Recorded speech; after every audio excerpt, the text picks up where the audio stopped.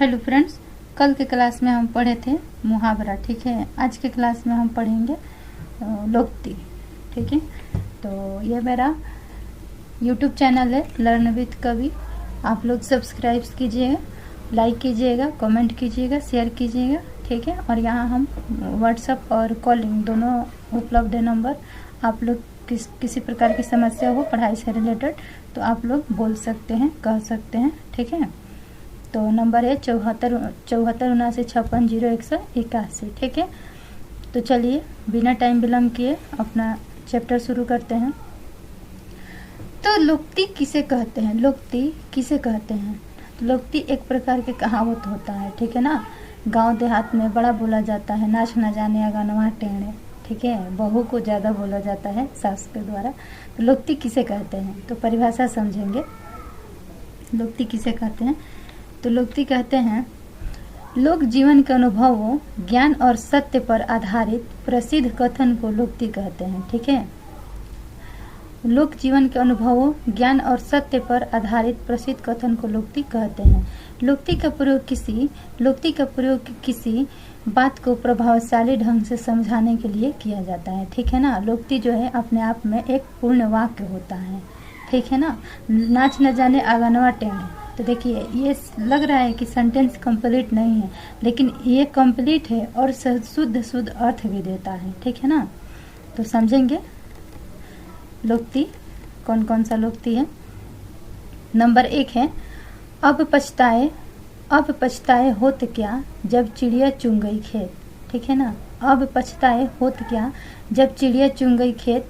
तो इसका मतलब क्या हुआ कि अब पछताए होत क्या जब चिड़िया चुन गई खेत। तो समय निकल जाने पर पछताना व्यर्थ है। ठीक है ना, समय निकल जाने पर पछताना व्यर्थ है। अब पछताए होते क्या जब चिड़िया चुन गई खेत। मान के चलिए कि जैसे खेत में बीज डाला गया है बोने के लिए, और उसको चिड़िया चुन गई। आप बीज डाले और जोते नहीं, हल चलाए नहीं, तो क्या होगा? चिड़िया चुन के खा जाएगी। बाद में जा कर के देखिएगा तो पछतावा होगा। तो उससे वही बात कह रहा है कि अब पछताए होत क्या जब चिड़िया चुन गई खेत, यानी समय निकल जाने पर पछताना व्यर्थ है। वह के प्रयोग कैसे करेंगे हम लोकती का? तो परीक्षा के बाद पढ़ने बैठना, यहाँ बैठना छूट गया है। परीक्षा के बाद पढ़ने बैठना, तब मैंने कहा, सॉरी यहाँ सेंटेंस सही है, परीक्षा के बाद पढ़ने बैठा तब मैंने कहा अब पछताए होत क्या जब चिड़िया चुन गई खेत। कहने का मतलब हुआ कि परीक्षा हो गया, परीक्षा के बाद पढ़ने बैठना, यानी हम परीक्षा से पहले पढ़े नहीं और परीक्षा खत्म होते ही पढ़ाई कर रहे हैं, तो क्या है वो? एक तरह से पछतावा ही ना है। तो यही सेंटेंस होना चाहिए था, जो सेंटेंस अपने आप में शुद्ध है। ठीक है, 2 नंबर अकेला चना भाड़ नहीं फोड़ता। अकेला चना भाड़ नहीं फोड़ता, कहने का मतलब क्या हुआ? चना इतना छोटा होता है, वो अकेला चना भाड़ नहीं फोड़ता, यानी चना इतना छोटा होता है कि बड़े बड़े चीज़ों को तोड़ नहीं सकता है। ठीक है, तो इसका अर्थ क्या होना चाहिए? एक व्यक्ति बड़े काम नहीं कर सकता। ठीक है, मान के चलिए कि पर्वत को काटना है या वहाँ से हटाना है, किसी पहाड़ को ही हटाना है, तो अकेला व्यक्ति कर पाएगा नहीं ना। मान के चलिए कि 1 बीघा खेत को जोतना है, तो अकेला व्यक्ति नहीं ना जोत पाएगा। तो वही बात कह रहा है कि अकेला चना भाड़ नहीं फोड़ता है। वाक्य प्रयोग क्या होगा? विद्यालय की सफाई में सबकी मदद चाहिए, अकेला चना भाड़ नहीं फोड़ता। ठीक है, ये हम सेंटेंस दिए हैं समझने के लिए, वाक्य बनाए हैं समझने के लिए। ठीक है ना, 3 नंबर अधजल गगरी छलकत जाए। तो अधजल गगरी छलकत जाए, इसका मतलब क्या होगा?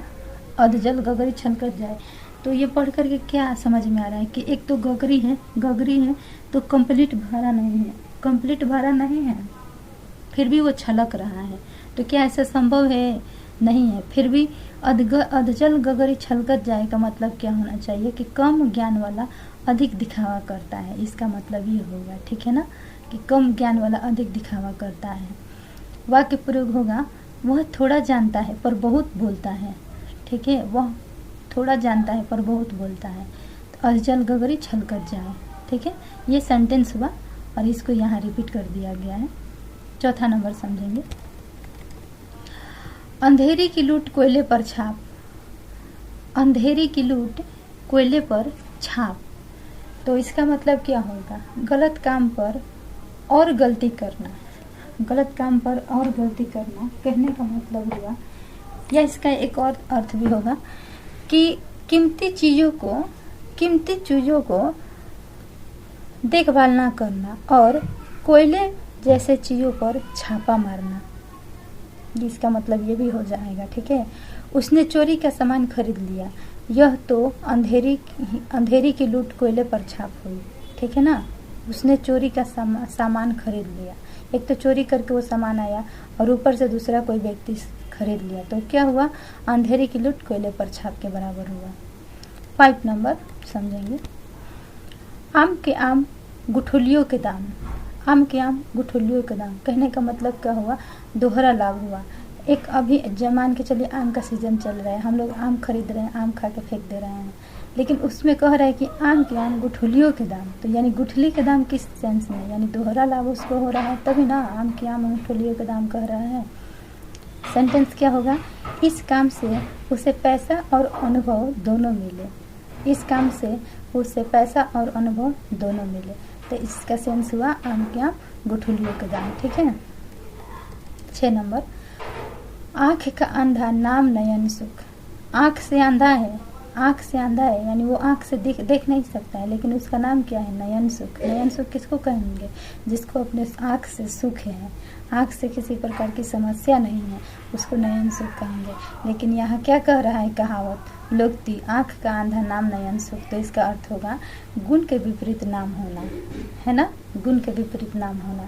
वाक्य प्रयोग होगा उसका नाम नयन सुख है पर देख नहीं सकता।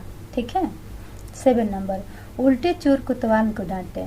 उल्टे चोर, एक तो चोर है और वो शरीफ व्यक्ति को डांट रहा है, तो दोषी व्यक्ति ही दूसरे को दोष दे, दोषी व्यक्ति ही दूसरे को दोष दे। ठीक है, जो जैसा होता है वो वैसा दूसरों को भी सोचता है ना, तो वही बात हुआ कि उल्टे चोर कोतवाल को डांटे, यानी दोषी व्यक्ति ही दूसरों को दोष दे। गलती उसकी थी फिर भी शिक्षक से बहस करने लगा, तो इसका अर्थ हुआ गलती उसकी थी फिर भी शिक्षक से बहस करने लगा, यानी उल्टे चोर कोतवाल को डांटने लगा। 8 नंबर समझेंगे। ऊँट के मुंह में जीरा। ऊँट के मुंह में जीरा, इससे क्या समझ में आ रहा है कि ऊँट इतना बड़ा जानवर है और उसके मुंह में थोड़ा सा एक चुटकी जीरा डाल दिया जाए तो कैसा उसको फील होगा? समझ में आएगा कि उसने क्या खाया नहीं खाया। तो ऊँट के मुंह में जीरा यानी आवश्यकता की तुलना में बहुत कम। ऊँट को चाहिए 1 केजी जीरा, लेकिन उसको 1 चुटकी डाल दिया जाए, तो इसका मतलब क्या हो जाएगा? आवश्यकता की तुलना में बहुत कम। ठीक है ना। वाक्य होगा इतने लोगों के लिए यह खाना ऊँट के मुंह में जीरा है ना। नेक्स्ट समझेंगे। 9 नंबर। ऊंची दुकान फीका पकवान। ऊंची दुकान दुकान का नाम जो है बहुत बड़ा है, कोई बहुत बड़ा नाम रखा गया है, लेकिन वहाँ के पकवान क्या है? बहुत फीका है, पकवान में किसी प्रकार का स्वाद ही नहीं है, तो वही कह रहा है ऊंची दुकान फीका पकवान। इसका अर्थ क्या हो जाएगा? दिखावा अधिक गुणवत्ता कम। ठीक है ना, दिखावा अधिक है गुणवत्ता कम है। किसी होटल में हम लोग खाना खाने जाते हैं तो देखते हैं कि इतना अच्छा उसका नाम है, बहुत सारा सुविधाएं प्रदान करता है, लेकिन जब खाना आता है ना तो बिना स्वाद के आता है, तो उसका तो यही बात हुआ ना कि ऊंची दुकान फीका पकवान। ठीक है। वाक्य प्रयोग होगा होटल बहुत शानदार था लेकिन खाना खराब था। कितना अच्छा बात कर रहे हैं, होटल बहुत शानदार था लेकिन खाना खराब था, यानी ऊंची दुकान फीका पकवान वहीं पे महसूस हो रहा था। 10 नंबर समझेंगे। एक पंथ दो काज। एक पंथ दो काज, यानी पंथ यानी व्यक्ति की बात कर रहा है। एक पंथ दो काज, इसका अर्थ क्या हो जाएगा? काज मतलब काम। ठीक है। एक काम से 2 लाभ, या एक व्यक्ति 2 काम। एक काम से 2 लाभ होगा या एक व्यक्ति 2 काम, दोनों हो जाएगा। ठीक है ना। बाजार जाकर बिल भी भर दिया और सामान भी ले आया, तो एक व्यक्ति बाजार गया लेकिन 2 काम करके आया ना, तो एक पंथ 2 काज हुआ ना। नेक्स्ट देखेंगे 11 नंबर। एक मयान में 2 तलवार। एक मयान में 2 तलवार। मयान क्या होता है? तलवार रखने का जो भी थैला होता है उसको कहते हैं मयान। एक मयान में 2 तलवार। 2 शक्तिशाली व्यक्ति साथ नहीं रह सकते। अब एक मयान में 2 तलवार, दोनों तलवार क्या है? तलवार तो तलवार ही होता है, ठीक है। तो वही बात कह रहा है कि 2 शक्तिशाली व्यक्ति साथ नहीं रह सकते। वाक्य होगा, दोनों नेता एक साथ काम नहीं कर सकते, एक मयान में 2 तलवार नहीं रह सकती, ठीक है। 12 नंबर समझेंगे। अंधों में काना राजा, अंधों में काना राजा कहने का मतलब हुआ कि वहाँ के सारा व्यक्ति, सारा प्रजा, सारा लोग अंधा है, लेकिन उस अंधे में एक काना है जो राजा है। काना यानी एक आँख से उसको थोड़ा बहुत दिखाई दे रहा है, दोनों आँख से नहीं, एक आँख से थोड़ा बहुत दिखाई दे रहा है, तो अंधों में काना राजा। इसका अर्थ क्या होगा? अयोग्य में थोड़ा योग्य श्रेष्ठ माना जाता है ना। जहाँ एक भी व्यक्ति योग्य नहीं है लेकिन उसमें थोड़ा सा कोई योग्य है तो वो श्रेष्ठ माना जाएगा। वाक्य क्या होगा? उस टीम में वही सबसे अच्छा था, अंधों में काना राजा, ठीक है ना। 13 नंबर समझेंगे। का वर्षा जब कृषि सुखाने, का वर्षा जब से कृषि सुखाने, इस लोक्ति का प्रयोग रामायण में किया गया है। का वर्षा जब कृषि सुखाने, समय बीत पुनित क्या पहचाने पछताने, ठीक है। इसका अर्थ क्या हो जाएगा? क्या वर्षा जब कृषि सुखाने, कहने का मतलब हुआ कि जब कृषि सूख रहा है, धान खेत में धान लगा हुआ है सूख रहा है, मक्का लगा हुआ है सूख रहा है, लेकिन वर्षा हो रहा है, तो ऐसे वर्षा का क्या मतलब? अर्थ हो जाएगा समय निकल जाने पर सहायता व्यर्थ है। बात हुआ ना कि समय निकल जाने पर सहायता व्यर्थ है। मान लीजिए कि कोई एक स्टूडेंट है, उसके स्कूल का फ़ी जमा करना है, 10 दिन बाद उसका पेपर है और फ़ी जमा नहीं करेगा तो उसका पेपर नहीं हो पाएगा। 10 दिन बाद कोई व्यक्ति आया कहा कि चलो हम तुम्हारा फीस जमा कर देते हैं, तो 10 दिन बाद जमा किया तो क्या लाभ हुआ? उसका तो पेपर हो गया, उसका तो वो सेशन छूट गया, वो सेमेस्टर छूट गया, वो क्लास छूट गया, छूटा ना। तो वही बात हुआ कि का वर्षा जब कृषि सुखाने। सेंटेंस हो जाएगा, फसल नष्ट होने के बाद मदद मिली, फसल नष्ट होने के बाद मदद मिली। बताइए, तो कृषि सूख गया ना। नेक्स्ट देखेंगे 14 नंबर। खोदा पहाड़ निकली चूहिया। बताइए, इतना बड़ा पहाड़ खोदा गया, पहाड़ तो कोई छोटा मोटा होता नहीं है। खोदा पहाड़ निकली चूहिया, चूहिया यानी चूहा, चूहा के पत्नी चूहिया, ठीक है ना। इसका अर्थ हो जाएगा बहुत मेहनत पर कम परिणाम, बहुत मेहनत पर कम परिणाम। वाक्य प्रयोग क्या हो जाएगा? बड़ी घोषणा हुई लेकिन मिला कुछ नहीं। जैसे अभी के नेता लोग जो है वोट के लिए बड़े बड़े वादे करते हैं लेकिन इलेक्शन देने के बाद कुछ नहीं प्राप्त होता है। तो वही बात, खोदा पहाड़ निकली चूहिया। 15 नंबर। गरजे सो बरसे नहीं, गरजे सो बरसे नहीं, यानी इसका मतलब क्या हुआ? बादल आकाश में जो आता है और जो धड़ाम धड़ाम गरजता है वो बरसता नहीं है, धड़ाम धड़ाम करके ही बाहर निकल जाता है, उस क्षेत्र को छोड़ देता है। तो गरजे सो बरसे नहीं, इसका मतलब क्या हो जाएगा? जो अधिक बोलते हैं वे कम काम करते हैं, ठीक है ना। जो अधिक बोलते हैं वे कम काम करते हैं। कोई व्यक्ति भी है और जो गरज रहा है तो समझिए ना कि उसके पास उसमें दम नहीं है, वो बहुत कम काम करेगा। सेंटेंस क्या हो जाएगा? वह धमकी तो देता है पर करता कुछ नहीं, गरजे सो बरसे नहीं। नेक्स्ट देखेंगे 16 नंबर। 16 नंबर है, गांव की जोगी जोगना आन गांव के सिद्ध, यानी कहने का मतलब हुआ कि मान के चलिए कि हमारे कोई गांव में, चाहे आपके गांव में कोई जोगी है जो मंदिर मस्जिद पे रहते हैं, उनके पास किसी प्रकार की समस्या होगा तो लोग नहीं जाएंगे, क्योंकि वो कहेंगे कि भाई गांव का जोगी है वो क्या करेगा। लेकिन जब आन गांव के कोई जोगी आ जाएगा उसको लोग क्या कहेंगे? बाबा आए हैं, बाबा बहुत ज्ञानी हैं, इनके पास बहुत शक्ति है। तो वही बात हुआ ना कि गाँव के जोगी जोगना आन गाँव के सिद्ध हैं। इसका अर्थ हो जाएगा अपने की अपेक्षा पराये का समान अधिक, ठीक है ना। अपने की अपेक्षा पराये का समान अधिक। वाक्य प्रयोग क्या हो जाएगा? लोग बाहर वालों की अधिक प्रशंसा करते हैं, गांव के जोगी जोगना आन गांव के सिद्ध, ठीक है ना। नेक्स्ट देखेंगे 17 नंबर। 17 नंबर है, घर का भेदी लंका ढाहे। घर का भेदी लंका ढाहे कहने का मतलब हुआ कि मान के चलिए कि आपके घर में सभी लोग अच्छे हैं लेकिन कोई एक व्यक्ति होता है जो अपने घर के बात जा करके पास पड़ोस में कहता है, तो वो क्या होता है? अपने घर के भेद किसी और को दे रहा है। तो घर का भेदी लंका ढाहे, ये किस पर सूट करता है? ये रावण के भाई विभीषण पर शूट करता है, घर के वेदी लंका ढाए। अगर विभीषण जी राम के साथ नहीं मिलते तो वो श्रीलंका कभी जलता नहीं और रावण कभी हारता नहीं। तो घर का वेदी लंका ढाए, अपना व्यक्ति ही नुकसान पहुंचाए। इसका कहने का मतलब हुआ कि अपना व्यक्ति ही नुकसान पहुंचाए। सेंटेंस क्या हो जाएगा, कंपनी की जानकारी लीक हुई, घर का वेदी लंका ढाए। कंपनी की जानकारी लीक हो गई, यानी कंपनी की जानकारी लीक हुई तो क्या हुआ, अब उसको नुकसान हुआ। ठीक है, नेक्स्ट देखेंगे, घर की मुर्गी दाल बराबर। घर की मुर्गी दाल बराबर कहने का अर्थ क्या हुआ कि घर की वस्तु का महत्व कम समझना। तो घर की वस्तु का महत्व कम समझना कहने का मतलब हुआ कि मान के चलिए एक फूल का ही एग्जाम्पल लीजिए।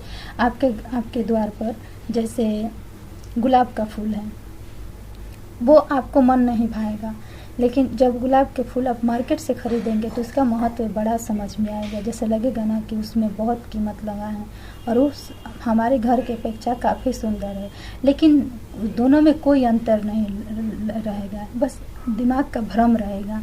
तो वही बात कह रहा है कि घर की मुर्गी दाल बराबर, यानी घर की वस्तु का महत्व कम समझना। लोग अपने शिक्षक का सम्मान नहीं करते हैं। बात हुआ ना कि लोग अपने शिक्षक का सम्मान नहीं करते हैं, यानी घर की मुर्गी दाल बराबर होते हैं। आपके घर में ही आपके पापा अगर टीचर हैं तो आप किसी और के पास ट्यूशन पढ़ने जाएंगे क्योंकि आपके पापा अच्छे नहीं लगेंगे। तो ये तो वही बात हुआ ना कि घर की मुर्गी दाल बराबर ही हुई। 19 नंबर समझेंगे, थोथा चना बाजे घाना। थोथा चना बाजे घाना, थोथा मतलब अलाहदी टाइप का बोल सकते हैं। तो थोथा चना बाजे घाना कहने का मतलब हुआ कि कम ज्ञान वाला अधिक सुर करता है। कम ज्ञान वाला अधिक सुर करता है, ठीक है ना।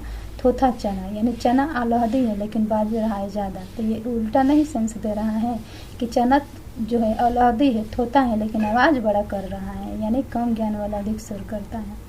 वाक्य प्रयोग क्या हो जाएगा, वह बिना जानकारी के बहस करता है। थोथा चना बाजे घाना, इसका मतलब यही हो रहा है, ठीक है ना। नेक्स्ट समझेंगे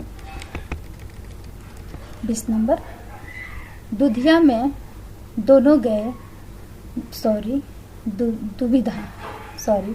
दुविधा में दोनों गए माया मिली न राम। दुविधा में दोनों गए माया मिली न राम कहने का मतलब क्या हुआ कि दुविधा में फंसा था, कोई व्यक्ति था जो दुविधा में फंसा था और दुविधा में फंसा तो उसको न माया मिली और न राम मिला। असमंजस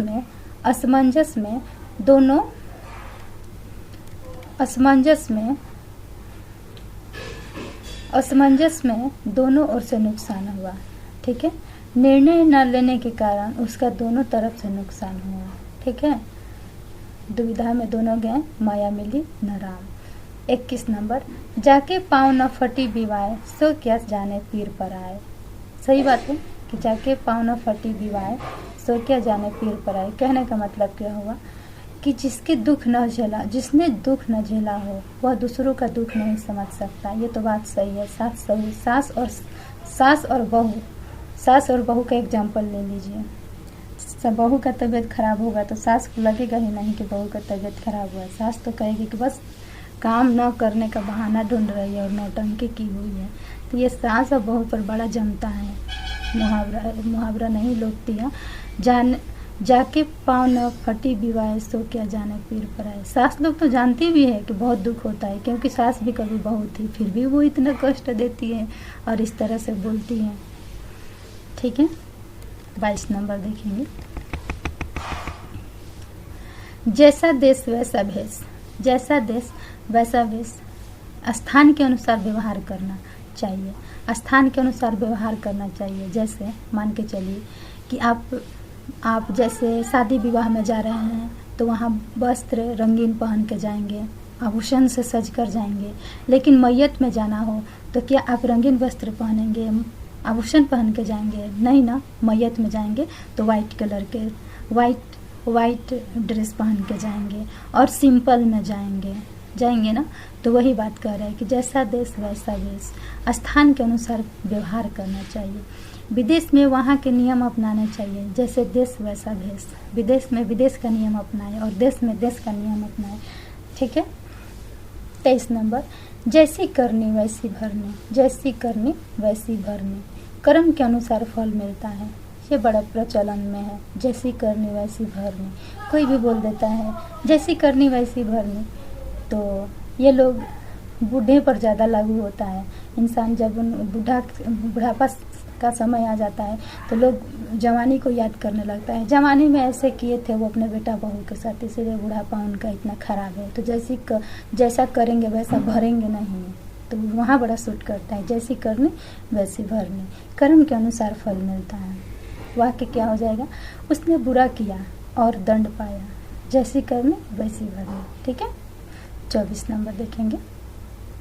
जिस पतल में खाना उसी में छेद करना, जिस पतल में खाना उसी में छेद करना, उपकार करने वालों का अहित करना। कहने का मतलब क्या हुआ कि जिसने आपका मदद किया, मान के चलिए कि आजकल के एक्सीडेंट को ही लिया जाए, एक्सीडेंट को लिया जाए, कोई 2 बाइक वाला था और वो आया, रोड पे चल रहा था और उसका अचानक में एक्सीडेंट हो गया, तो जो बचाने आएगा तो उसी पे लालछन लगा देगा कि हमारे पास 1 लाख रुपए था, 4 सेट मोबाइल था और 2 गो बैग में चैन था, वो सब उसने ले लिया हमारा एक्सीडेंट के कारण। तो क्या हुआ, ये तो वही बात हुआ ना कि जिस पतल में खाना उसी में छेद करना, यानी जो व्यक्ति बचाया उसी पर इतना बड़ा लालछन लगा दिया, है ना। तो उपकार करने वालों का अहित करना, है ना।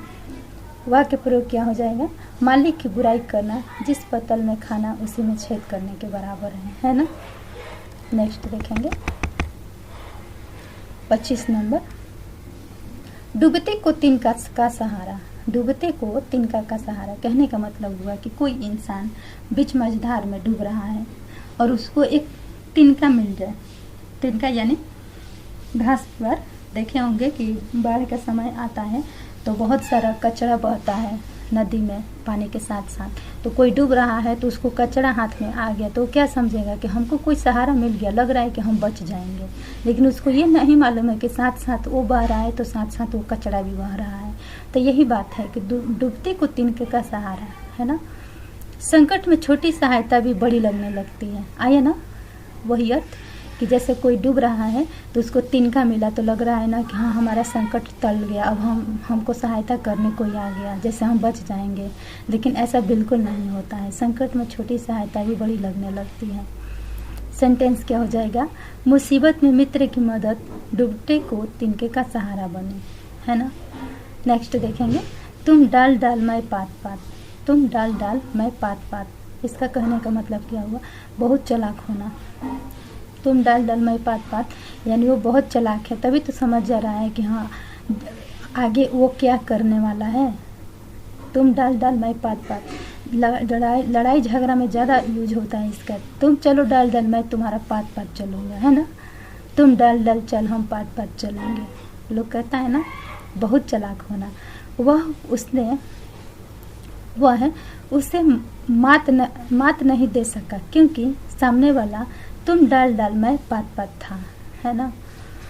नेक्स्ट देखेंगे, बंदर क्या जाने अदरक का स्वाद, बंदर क्या जाने अदरक का स्वाद। अब बंदर कभी अदरक खाया होगा और खाया भी होगा तो इतना कड़वा लगा होगा कि वो फेंक दिया होगा। तो जब वो फेंक दिए तो खाया कहाँ से, जब खाया नहीं तो उसको स्वाद कहाँ से पता चलेगा। तो वही बात हो रहा है कि बंदर क्या जाने अदरक का स्वाद। इसका अर्थ क्या हो जाएगा, मूर्ख व्यक्ति गुण का महत्व नहीं समझ सकता, है ना। मूर्ख व्यक्ति गुण का महत्व नहीं समझता। वाक्य प्रयोग क्या हो जाएगा, उसे अच्छी पुस्तक का मूल्य नहीं पता, बंदर क्या जाने अदरक का स्वाद। 28 नंबर, मान न मान मैं तेरा मेहमान, मान न मान मैं तेरा मेहमान, बिना बुलाए आ जाना। मान न मान मैं तेरा मेहमान यानी बिना बुलाए आ जाना। तो इसका मतलब हो जाएगा वह बिना निमंत्रण के आ गया। तो ये तो वही बात हुआ ना, मान न मान मैं तेरा मेहमान। 29 नंबर हो जाएगा, मुँह में राम बगल में छुरी। आजकल बड़ा चल रहा है ऐसा ही, कोई बोलने का तो बड़ा अच्छा सुंदर सुंदर बातें करता है लेकिन पीठ पीछे वही छुरी घोंपता है। मुँह में राम बगल में छुरी, इसका मतलब क्या हो जाएगा कि ऊपर से अच्छा अंदर से बुरा। मुँह में राम है तो बहुत अच्छा है ऊपर से, लेकिन बगल में छुरी यानी अंदर से बुरा है। सेंटेंस हो जाएगा, वह मीठी बातें करता है पर धोखा देता है। वह मीठी बातें करता है यानी मुँह में राम है लेकिन धोखा देता है यानी बगल में छुरी रखता है।